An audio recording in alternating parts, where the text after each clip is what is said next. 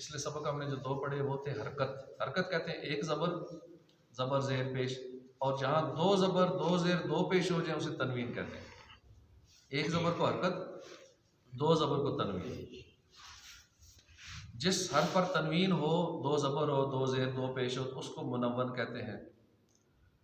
تنوین نون ساکن ہوتا ہے، اور جو کلمے کے آخر میں آتا ہے جیسے تا دو زبر تن، آخر میں نون آیا نا، نون ساکن آیا، اور آخر میں آتا ہے تن تن فن، آخر میں نون جیسی آواز نکلتی ہے. تنوین کے ہجے اس طرح کریں گے جیسے میم دو زبر من، میم دو زیر من، میم دو پیش من، من من من. زبر کی تنوین کے بعد کہیں الف اور کہیں یا لکھا جاتا ہے، ہجے کرتے وقت اس کا نام نہیں لیں گے. زبر کی تنوین کے بعد کہیں الف ہوتا ہے جیسے تا دو زبر تن، اب آگے الف ہے لیکن اس کے ہجے نہیں کریں گے، بس پڑھیں گے تا دو زبر تن، تا دو زیر تن، تا دو پیش تن. تو میرے ساتھ مل کے پڑھ لیں. تا دو زبر تن، تا دو زیر تن، تا دو پیش تن.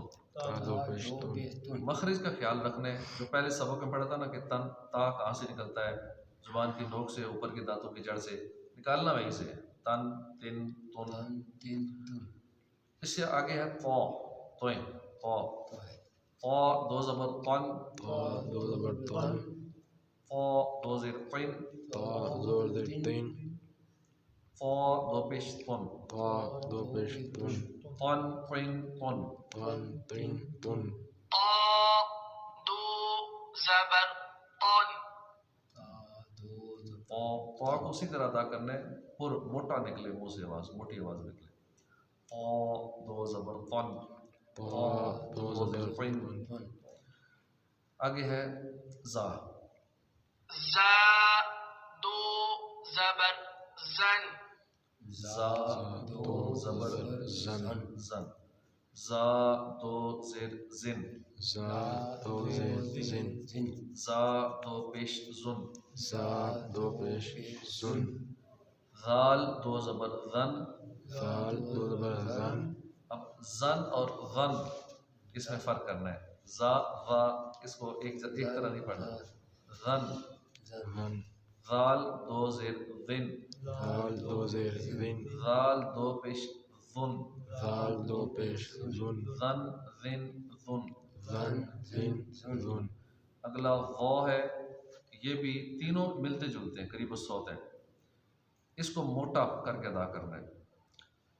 غو دو زبر غن، غا دو زبر غن، غو دو زیر غن، غا دو زیر غن، غو دو پیش ظن، غا دو پیش زن، غن غن ظن. غن زن زن. اب تینوں پڑھیں گے.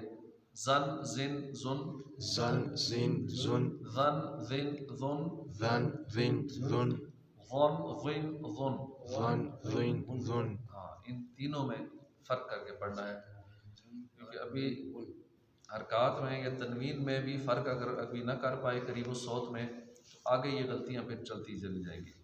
پھر وہی ایک ہی طرح کاف کو ایک ہی طرح پڑھ دیں گے، سین صاد کو ایک ہی طرح پڑھ دیں گے، زا غا غا کو، زا غا غا تینوں کو ایک ہی طرح پڑھ دیں گے، سا سین صاد ان میں فرق نہیں کر پائیں گے.